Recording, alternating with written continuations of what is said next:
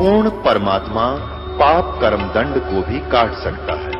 अभी तक जिस भी संत व महापुरुष से मिले, उन्होंने यही बताया कि पाप कर्म फल भोगने से ही समाप्त होगा। वो प्रभु कौन है जो पाप कर्म को काट देता है, वो काल के बंधन से छुड़वा देता है। उसका क्या नाम है, पूजा की विधि क्या है? कृपया अवश्य सुनिए जगत गुरु तत्वदर्शी संत रामपाल जी महाराज के अमृत वचन। सर्वसंग से प्रार्थना है। सत्संग प्रारंभ हो रहा है। कृपया सत्संग स्थल पर शांतिपूर्वक विराजमान होकर के श्रद्धा से सत्संग सुने। परमेश्वर की प्यारी आत्माओं से पुनर्निवेदन है, सत्संग प्रारंभ हो रहा है। कृपया सत्संग स्थल पर शांतिपूर्वक विराजमान होकर के श्रद्धा से सत्संग सुने। सतगुरुदेव की जय। बंदी छोड़ कबीर परमेश्वर जी की जय। बंदी छोड़ गरीबदास जी महाराज जी की जय। स्वामी राम देवानंद जी गुरु महाराज जी की जय हो।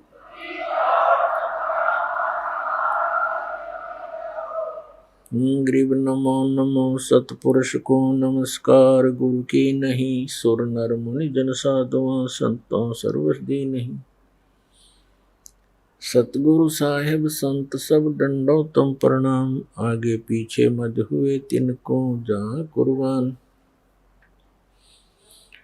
नराकार निर्विषम काल जाल भयव्यंजनम निर्लेपम निज निर्गुणम। अकल अनुपवेशुंदुनम सोहम सुरति समाप्तम सकल समाना निर्तल। उज्ज्वल हिरंबर हरदमम बेपरवा अथाह वार पार नहीं मध्यतम। गरीब जो सुमर सिद्ध होई गणनायक गलता ना। करो अनुग्रह सोई पारस पद परवाना। आदि गणेश मनाऊं गणनायक देवन देवा। चरण कमल लो लाऊं आदंत करूं सेवा। परम शक्ति संगीतम रिद्धि सिद्धि दाता सोई। अवगत गुण अतीतम सत पुरुष निर्मोही। जगदम्बा जगदीशम मंगल रूप मुरारी। तन मन अर्पों शीसम भक्ति मुक्ति भंडारी। सुर नर मुनि जन ध्यावे ब्रह्मा विष्णु महेशा। शेष सहस मुख गावे पूज्य आदि गणेशा। इंद्र कुबेर सरीखा वरुण धर्म राय ध्यावे। समर्थ जीवन जी का मन इच्छा फल पावे। 33 कोटि अधारा ध्यावे सहस 88। उतरे बहुजल पारा कट है यम की फांसी। 33 कोटि अधारा ध्यावे सहस 88। उतरे बहुजल पारा कट है यम की फांसी। कर जोड़ूं विनती करूं धरूं चरण पर शीश।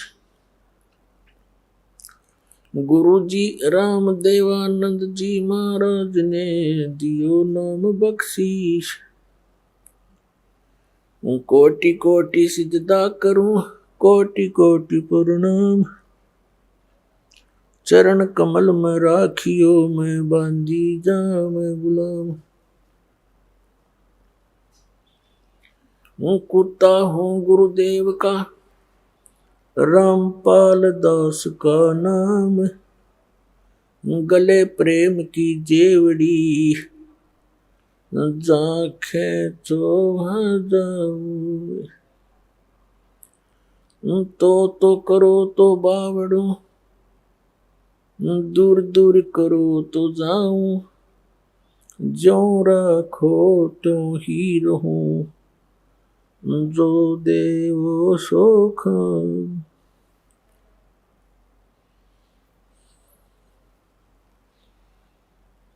जय अब के सतगुरु मिले सब दुख आँखों रोए।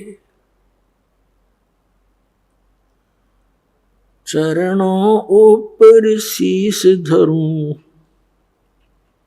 कहूं जो कहनियो। कबीर साईं मिलेंगे, पूछेंगे कुशलात, आदि अंत की सब कहूं, अपने दिल की बात। गुरु जी तुम ना भूलियो, चाहे लाख लोग मिल जाएं, हम जैसे तुमको बहुत हैं, तुमसे हमको नहीं। तुमरे विसारे क्या बने, मैं किसकी शरण में जाऊं। शिव विरंच मुनि नारद, तिनके हृदय न समाऊं।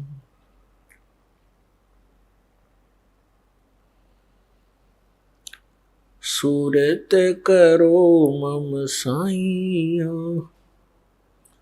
हम हैं भव जल माही। आप ही बह जाएंगे, जो तुम न पकड़ोगे बाँ। हे बंदी छोड़ दयाल जी,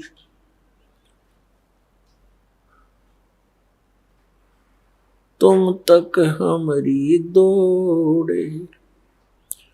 जैसे काग जहाज का, अब सोहजत और न ठोरे।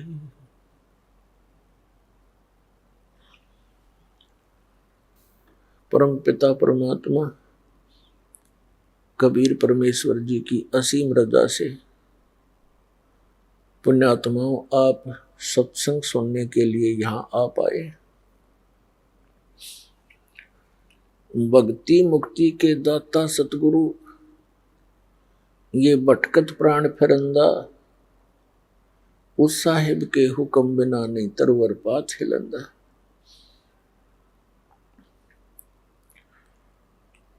पुण्यात्माओं, इस काल के इंद्रजाल को परमात्मा ने आके स्वयं बताना पड़ा, क्योंकि इस काल भगवान ने यहां पर बहुत अज्ञान फैला दिया और दुनिया भर के ये नकली संत तैयार कर दिए, जो केवल लोक वेद सुनाते हैं, उनका कोई सदग्रंथ आधार नहीं रहता। जिस कारण से ये प्राणी इन कष्टों को झेलना, जन्म और मृत्यु का ये कष्ट उठाना, इसको एक परंपरा मान चुका है और इसी में संतुष्ट हो चुका है। अधिकतर संतों का भी यही अपना विधान है कि जन्म मृत्यु ये तो होती ही रहेगी। परमेश्वर ने स्वयं आकर हमें जानकारी दी, वो हम सभी आत्माओं के सृजनहार हैं, वो हमारे परम पिता हैं, वो हमारे जनक हैं। कबीर भगवान, कबीर अल्लाह, कबीर जुलाहा, कबीर धानक जो काशी में बनारस में आए थे, ये स्वयं परमात्मा है, ये परम अक्षर ब्रह्म है, ये सत्य पुरुष है, यही अकाल मूर्त है, यही शब्द स्वरूपी राम है। अब अपने उस निज स्थान की जानकारी परमात्मा ने स्वयं आकर देनी पड़ती है, क्योंकि यहाँ का जो राजा है, यहाँ का जो मालिक है, स्वामी है, ईश है, ये काल है। इसको श्राप लगा हुआ है 1 लाख मानव शरीरधारी प्राणियों के सूक्ष्म शरीर को तपत शिला पर भून कर उससे निकले हुए गंध को खाता है। जीव मरता नहीं, लेकिन वहाँ पीड़ा बहुत होती है जब इसको तपतशिला पर डाला जाता है। तपतशिला एक बहुत बड़ी तई समझ लो, तई तवे होते हैं, बड़ी बड़ी तई होती हैं, भट्टियों पर रखते हैं। ऐसे एक पत्थर की सब अपने आप जल रही है और उसमें इतनी हीट है, इस प्राणी को वहां डाला जाता है सूक्ष्म शरीर में, तो ये बहुत बुरी तरह तड़पता है। इस प्राणी ने इस स्थूल शरीर के माध्यम से आजीवन जितने भी विकार किए हैं, जैसे भी दुर्व्यसन किए हैं, चटपटे आहार किए हैं, भोजन फल फ्रूट खाए हैं, इनका एक अंश सूक्ष्म शरीर के ऊपर लिप्त हो जाता है। अब आप देखते हो प्रत्येक प्राणी कोई ना कोई विकार कर ही रहा है। कोई सिगरेट पीता है, कोई भांग पीता है, कोई शराब पीता है। चटपटे आहार करना इस मन का एक स्वभाव है। ये मन उस काल का एजेंट है। निराकार समझो, वो काल जो है, उसी काल तो साकार है, उसी की ये एक, इस काल को समझ लो, मन को भी काल ही समझो। और ये वो सब क्रियाएं कराता है जो जिनकी इसको आवश्यकता है। और साथ में इसका एक और उद्देश्य रहता है कि ये ऐसे कर्म ना कर ले ये प्राणी जिससे इसको पुनः मनुष्य जीवन शीघ्र मिल जाए। काल को भय बना रहता है कि जब इस प्राणी को मनुष्य शरीर होता है तो उस समय ही कोई ऊपर से शक्ति आती है, परमात्मा की भेजी हुई, और वो यहाँ सबको ज्ञान देता है। मनुष्य जीवन में होंगे तो ये ज्ञान ग्रहण कर सकेंगे, अन्य पशु पक्षियों की योनि में होंगे तो ये भटकते रहेंगे। फिर मानव शरीर प्राप्त प्राणियों को ये इतना भ्रमित करवा देता है कि जब वो समय आता है उस परमात्मा के यहाँ प्रकट होने का, या अपना कोई दास भेजता है अपना रिप्रेजेंटेटिव बना के, उस समय तक ये काल प्रत्येक मानव को अज्ञान से आंट देता है और बकवादों से भर देता है, बुराइयों के इतने आदी बना देता है कि जिस समय परमात्मा का ये समय आता है, मोक्ष टाइम जिसे कहते हैं, मोक्ष समय, तो उस समय तक ये ऐसा कंडम कर देता है इस मानव को, प्राणी को। या तो ये भक्ति चाहता नहीं, अन्य बकवादों में लगा रहता है, राजनीति में बड़ी पोस्ट प्राप्त करने के लिए स्टडी में, और फिर सारा जीवन जोड़ के एक कोठी और करके 10-20 लाख रुपए बैंक में आप मर जाता है। आप गधा बना फिरता है और बैंक के बैलेंस ने पता नहीं कौन बरतता है। तो ये चाहता है कि कोई भी प्राणी उस समय भक्ति योग्य ना रहे।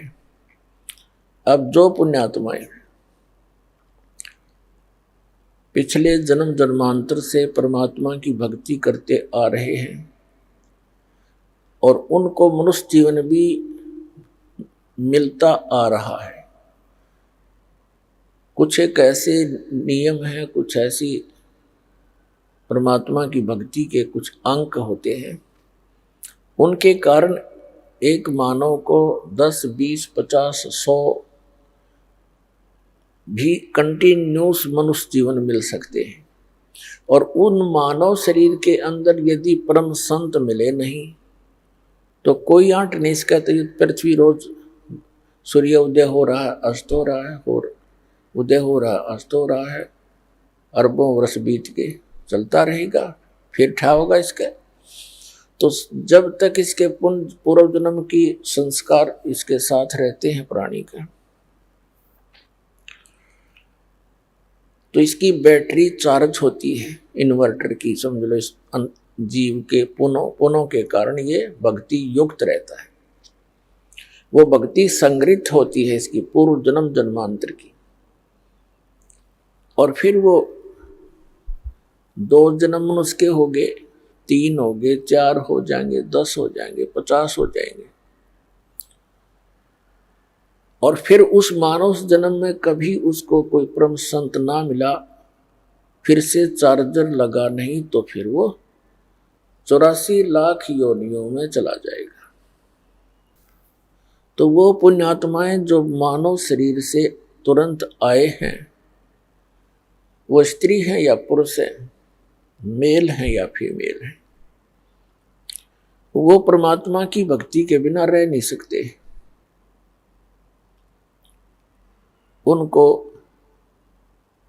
परमात्मा की एक विशेष कसक बनी ही रहती है, जिसके कारण वो जैसा भी जिस परंपरा में, जिस भी मजहब धर्म में उसका जन्म होता है, अपनी परंपरागत उन क्रियाओं में भी वो शीघ्रता से लग जाता है।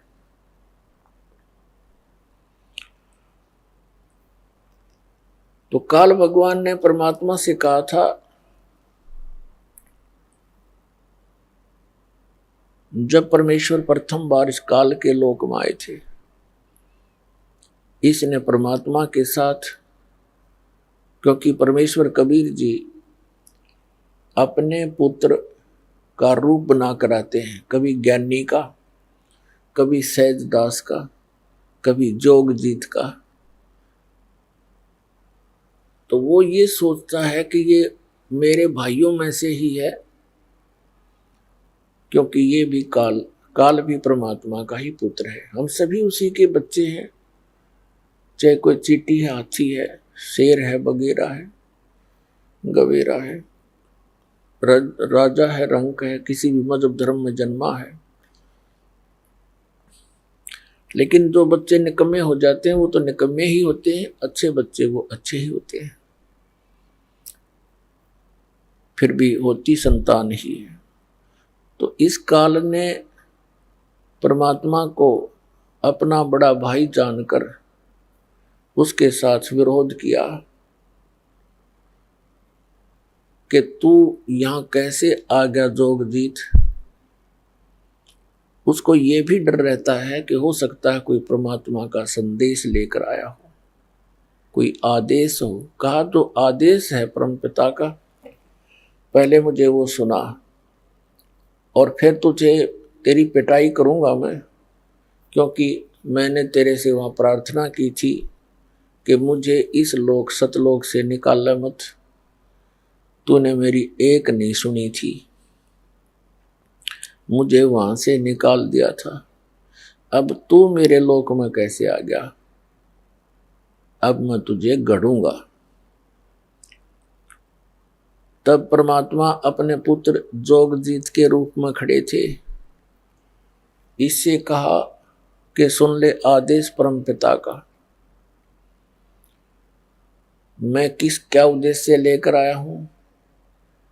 मैं नीचे तेरे संसार में जाऊंगा और परमात्मा की जानकारी कराऊंगा। तूने परमात्मा का नाम और निशान मिटा दिया, तू खुद भगवान बन बैठा नालायक, तने शर्म नहीं आती।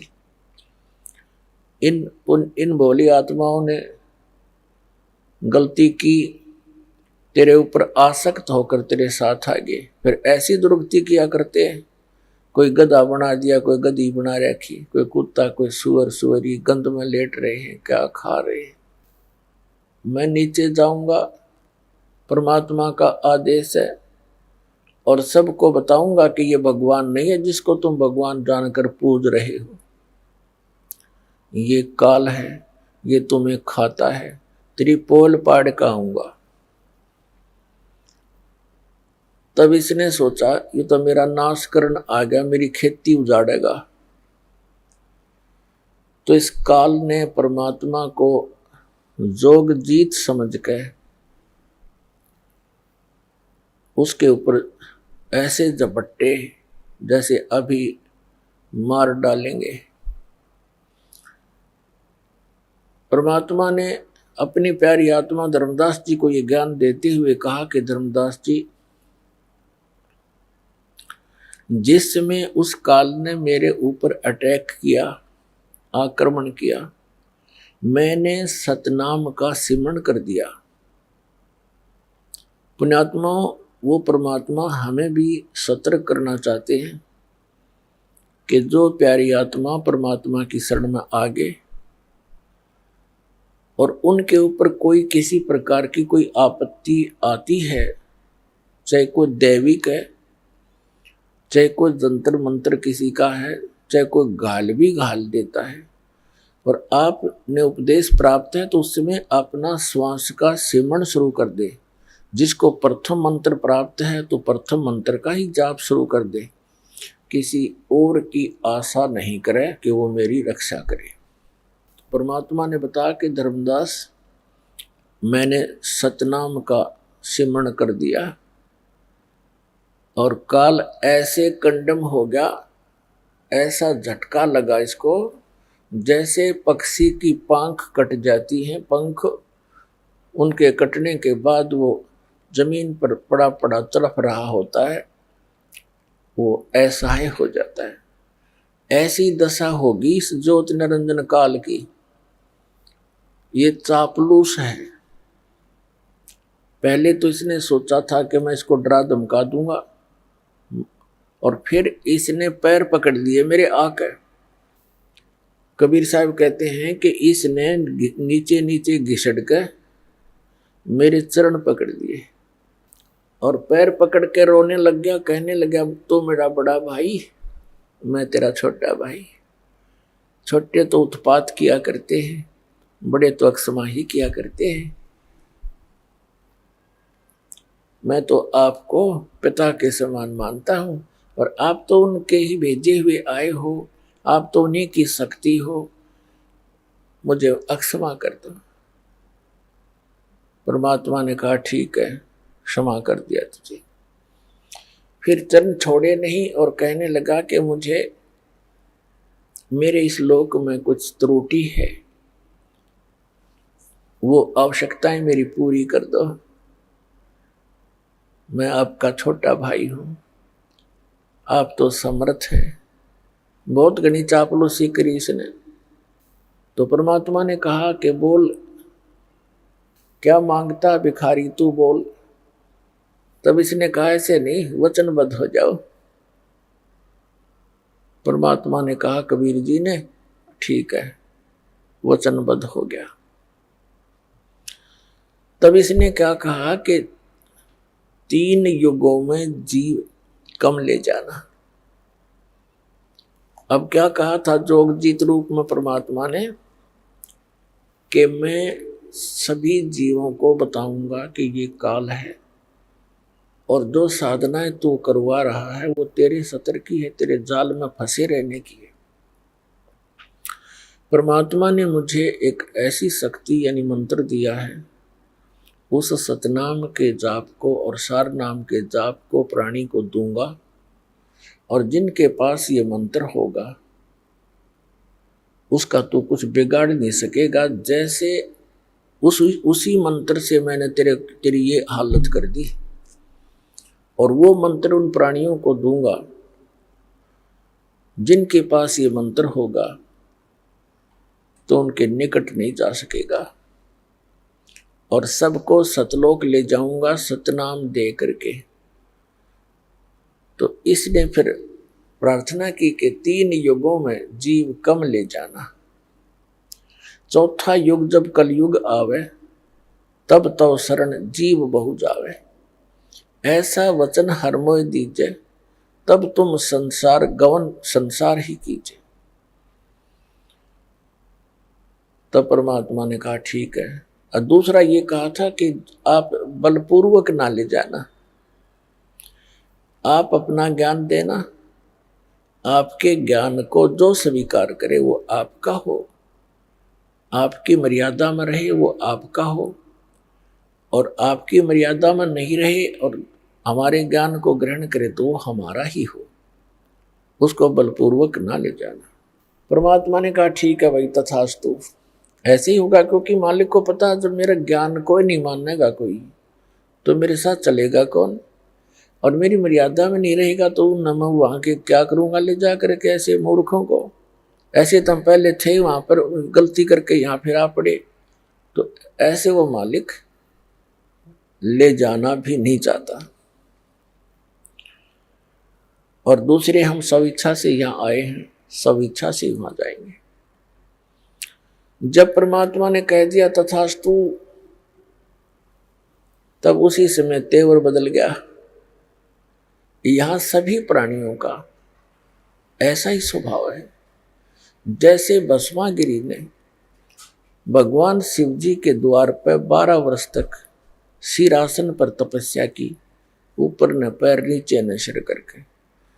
जब भगवान शिव ने पूछा कि क्या चाहते हो भक्त, वचनबद्ध करवा लिए और कहा ये भस्म कड़ा दे दो। जब भस्म कड़ा दे दिया भगवान शिव ने, अगले तेरी साथ बोले तैयार। वो एकदम त्यावर बदल गया। नहीं जब करबद्ध खड़ा तो हाथ जोड़े था। तो यहाँ ऐसा ही स्वभाव प्रत्येक प्राणी का बन गया, क्योंकि यथा राजा तथा प्रजा हो ही जाती है। यहाँ का ये राजा है, हमारे अंदर ये मन इसी का अंश है, तो ये हमारी सबकी एक जैसी वृत्ति होगी। तो इसने कहा कि जाओ जोगजीत बेसिक संसारा, जीव न माने कहा तुम्हारा। जीव तुम्हारा कहा न माने, हमारी ओढ़ हो बाज बखाने। ऐसे रंग दूंगा इनको उल्टे ज्ञान ते, ऐसा परिपूर्ण कर दूंगा, ठोक दूंगा, भर दूंगा इनको। जब तुम जाओगे चौथे युग में, कलयुग में, तो उस समय तक तो ये भक्ति योग्य छोड़ दूंगा को नहीं इनको, या तो नास्तिक बना दूंगा या विकारी बना दूंगा, फिर अन्य पूजाओं पर लगा दूंगा अपने दूत भेज गए। 12 पंथ करूं मैं साजा, नाम तुम्हारा ले करूं आवाजा। 12 पंथ नाम जो ले ही, सो हमारे मुख आन समूही। और अनेक पंथ चलाऊं, या विद जीवों को भरमाऊं। तीर्थ व्रत जप तप मन लाऊं, और देवी देवल धाम पुजवाऊं। ये नरे तीर्थ बनवा दिए, नरे धाम बनवा दिए, और ऐसा पाठ पढ़वा दिया नकली संतों, ऋषियों, महर्षियों, आचार्यों और शंकराचार्यों द्वारा कि तीर्थों की पूजा कर, धामों पर माथा टेका, कल्याण हो जाएगा। अरे हमारे सदग्रंथ क्या बताते हैं, हमारा विधान क्या बताता है भगवान का? पवित्र चारों वेद, पवित्र श्रीमद् भगवद गीता, और पवित्र वो सच्चिदानंद घन ब्रह्म की वाणी, कबीर वाणी, ये विधान है परमात्मा का। तब परमात्मा ने कहा था कि काल जब कलयुग बीत जाएगा 5500 वर्ष, उस समय हम जाएंगे वहां पर, और तेरे सभी पंथों को मिटा करके एक बना दूंगा। मेरे बच्चों को जो तूने डिवाइड करवा दिया होगा उस समय, क्योंकि सतयुग त्रेता द्वापर तक अन्य कोई धर्म मजहब नहीं था। इस कलयुग के ये ज्यादा से ज्यादा 2-2.5 हजार वर्ष, अब जो आज से 2-2.5 हजार वर्ष से पहले, उसके बाद ही हम विभाजित हो गए। लगभग 2520 वर्ष पूर्व हिंदू धर्म के प्रवर्तक आदि शंकराचार्य का जन्म हुआ, और 32 वर्ष वो रहा संसार में, फिर उसकी मृत्यु होगी। उसके बाद फिर 2012 वर्ष हो गए ईसा जी के जन्म को। 30 वर्ष की उम्र में उसकी मृत्यु हो गई थी, और लगभग 1400 वर्ष हो गए हैं इस मुसलमान धर्म को, हजरत मोहम्मद जी के जन्म को। और सिख धर्म जो है, ये परमात्मा के कबीर जी जब प्रकट थे उसी समय नानक साहब जी भी उनके समकालीन थे। अब हमारे इस काल ने हमें कैसे बिचला दिया। आदरणीय नानक साहब जी ने कोई धर्म नहीं बनाया था। धार्मिकता को बढ़ाने के लिए, पुण्य कर्म बढ़ाने की एक विधि बताई थी। और सिख का अर्थ शिष्य होता है, शागिर्द होता है। और फिर आगे चल के ऐसे प्रारूप बिगड़ ही जाता है। अब जैसे परम पूज्य कबीर परमेश्वर जी ने, कबीर कोई समुदाय नहीं बनाया उन्होंने, कबीर कोई धर्म नहीं बनाया, कबीर पंथ। पंथ का अर्थ होता है वो मार्ग जो कबीर परमेश्वर जी ने दर्शन किया, मार्गदर्शन किया भक्ति के विषय में, अध्यात्म के विषय में। और जो साधनाएं उन्होंने प्रमाणित किया कि इन साधनाओं से मोक्ष होगा। यदि हम उन्हीं साधनाओं को कर रहे हैं और परमात्मा के बताए मार्ग पर चल रहे हैं तो हम कबीर पंथी हैं, यानी कबीर जी के द्वारा दिए गए उस मार्ग पर चल रहे हैं। और यदि हम उस मार्ग पर नहीं चल रहे हैं, वही साधना नहीं कर रहे हैं, उसी तरह हम अपनी क्रियाएं नहीं कर रहे हैं, तो हम बेसिक कबीर पंथी कहलाते हैं। हमारा पंथ कबीर जी वाला नहीं है, हम विपरीत मार्ग पर चल रहे हैं, कह रहे हैं कबीर पंथी। तो कहने का भाव यह है कि काल ने अभी करना था सारा काम, इसने कलम तोड़ रखी है। उसके बाद ये बना दिए कि इतने संत, ओहो, ये श्री शिवदयाल जी राधा स्वामी पंथ का प्रवर्तक। अब इनके बाद देखो एकदम कैसा तूफान आ गया, ना जाने कितनी ब्रांच होगी इसकी, 100-150 वर्ष के अंदर। और लगभग आधे भारतवर्ष को इन्होंने मिसगाइड कर दिया, जिसमें अधिकतर इफेक्ट किया है इसने हिंदू धर्म और सिख धर्म के ऊपर। ये नास्तिक बनाने जा रहे हैं प्राणियों को। ये कोई क्रिया नहीं बताते, आंख मीच कर बैठ जाओ 2.5 घंटे सुबह, 2.5 घंटे शाम, और नाम 5 काल के, और कुछ नहीं करना, ना कोई जोत लगानी, ना कोई धर्म भंडारा। ये खीर तक भी नहीं बांटते, सत्संग करते हैं, पानी की व्यवस्था करते हैं। इन्हें तो भट्ठा बैठा दिया मनुष्य मानव जीवन का।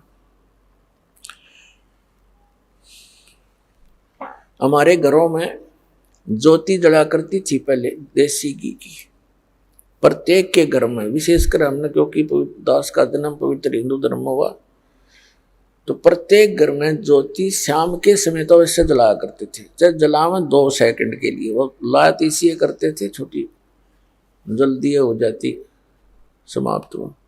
लेकिन कुछ न कुछ क्रिया धार्मिकता का यथार्थ मार्ग था, वो भी न भट्ठा बैठवा दिया, बंद करवा दिए। अपने आत्माओं, ये धन धन सतगुरु सच्चा सौदा सिरसा वाले, जो कि तुम सेम प्रणाली समझ लो भाई। ये बालयोगेश्वर बोल रहे हैं, जो अमेरिका में रहता है, उसका एक भाई सतपाल जी है यहाँ भारतवर्ष में। इनका किसी का सिर पैर नहीं, सारे श्राद्ध निकालने हुए, भूत पूजा बताओ जो आम व्यक्ति कराया करता, जैसे हम पहले करते थे। एजिटीज हैं ये, या साराम जी ने कख नहीं पता, मूर्ख बना रहा है इतनी दुनिया ने। 6-7 नाम डाल देता है, सेलेक्ट कर ले जो तुम्हें अच्छा लगे। एक तो ये खुद देता है एक नाम, 100 हमको 2 हिस्से हम कर देता है, 100 बाहर हम भीतर, और बाकी 6-7 मंत्र बोल देता है कि इनमें से जो तुझे अच्छा लगे सेलेक्ट कर ले। अरे भले आदमी, एक डॉक्टर के पास मरीज जाता है और मरीज का अगर 6 कैप्सूल 6 प्रकार की गोली डाल दे, तेरी मर्जी सिलेक्ट कर ले कोई सी, क्या वो डॉक्टर है? मूर्ख बना रहा दुनिया को। तो पुण्यात्माओं, इन न कित कित रोऊं और किस किस न रोऊं, या तो कुआ भांग पड़ी।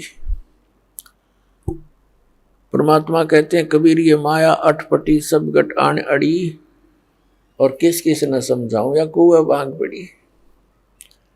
अपने आत्माओं, आपके रूबरू जिस भी संत महंत आचार्य शंकराचार्य का इतिहास दिखाया है, इनके पास कख नहीं पाया, कख भी, कै ख भी नहीं इनके पास भक्ति का। और ये बोले श्रद्धालुओं को कितनों को गुमराह किए बैठे हैं। ये स्वयं भी पाप के बागी और काल के पक्के एजेंट बन गए। और फिर ये काल कुछ नहीं देगा इनको, क्योंकि इसके पास कुछ पावर नहीं देने का। ये तो नाश नाश कर सके है, जिसका नाम में काल हो गया तो उसके पास रहम कैसे हो सकता है, दया कैसे होगी उसके पास।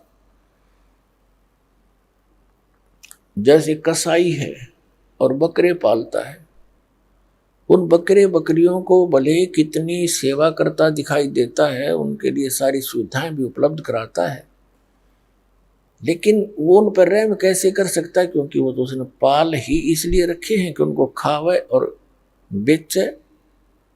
तो ये जिस लोक में आप रह रहे हो, ये ऐसा लोक उस मालिक का लोक है, इस ईश का लोक है, यहाँ का ये काल मालिक है। तो तब परमात्मा ने कहा था कि जब 5500 वर्ष बीत जाएंगे ना कलयुग के, तब मैं अपना एक, अब परमात्मा इसने साची थोड़ी बतावा थी, इस नालायक तई पहले कहा कि मैं स्वयं आऊंगा, और फिर कहा कि मैं अपना एक महापुरुष भेजूंगा और उसके पास शब्द शक्ति दे दूंगा, तो उसके निकट नहीं आ सकेगा। तो फिर परमात्मा ने कहा था कि जब वो कलयुग का समय आएगा,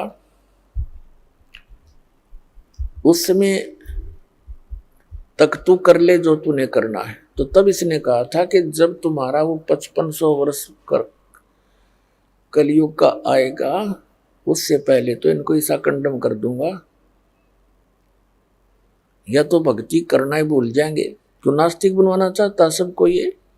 जैसे महात्मा बुद्ध था, अच्छी आत्मा थी, भगवान का बच्चा था, काल के हाथ चढ़ गया, क्योंकि पिछले पुण्यकर्मी प्राणी ही ये संत पद को प्राप्त करते हैं। इनकी बोलने की शैली न्यारी होती है पिछले संस्कारवश, और वो दुरुपयोग करता है यो काल इनका।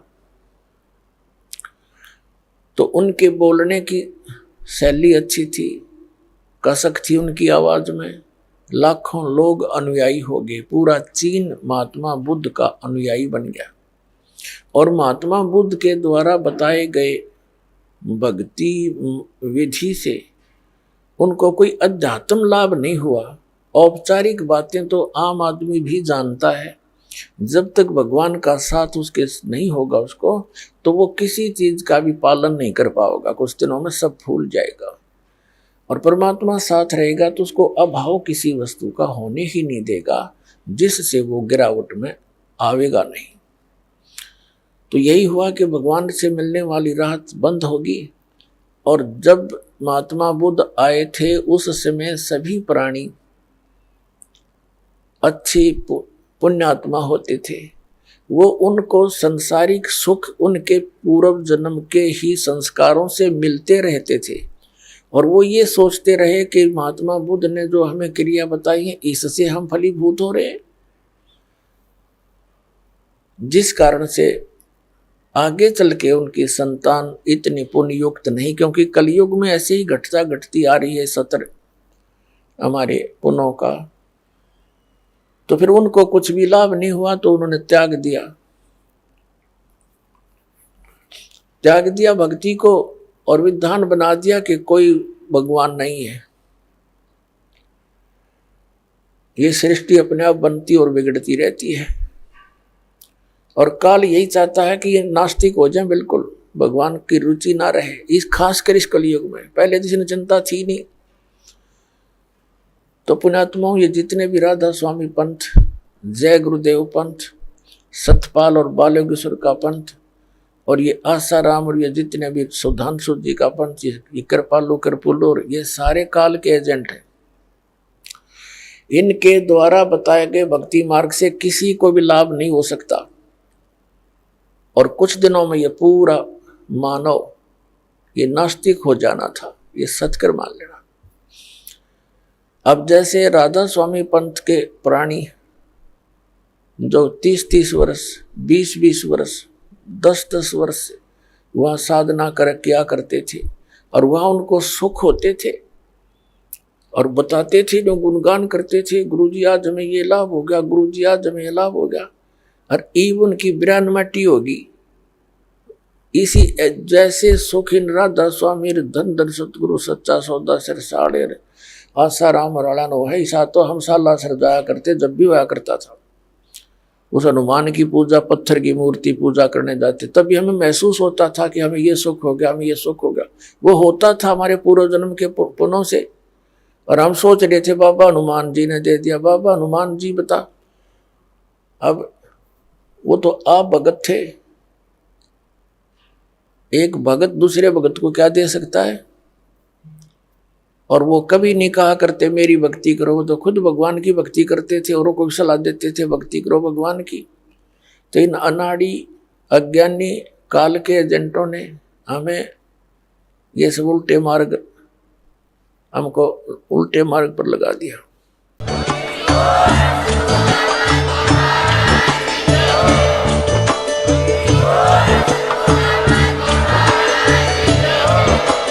आप सुन रहे थे जगत गुरु तत्वदर्शी संत रामपाल जी महाराज जी के मंगल प्रवचन। अधिक जानकारी के लिए विजिट कीजिए हमारी वेबसाइट www.jagatgururampalji.org। संत रामपाल जी महाराज जी के शुभ आशीर्वाद से पूरे विश्व भर में 500 से भी ज्यादा नाम दीक्षा केंद्र हैं, जिन पर संत रामपाल जी महाराज जी द्वारा ऑनलाइन निशुल्क नाम दीक्षा दी जा रही है। अपने नजदीकी नाम दीक्षा केंद्र का पता करने के लिए संपर्क करें 8222880541।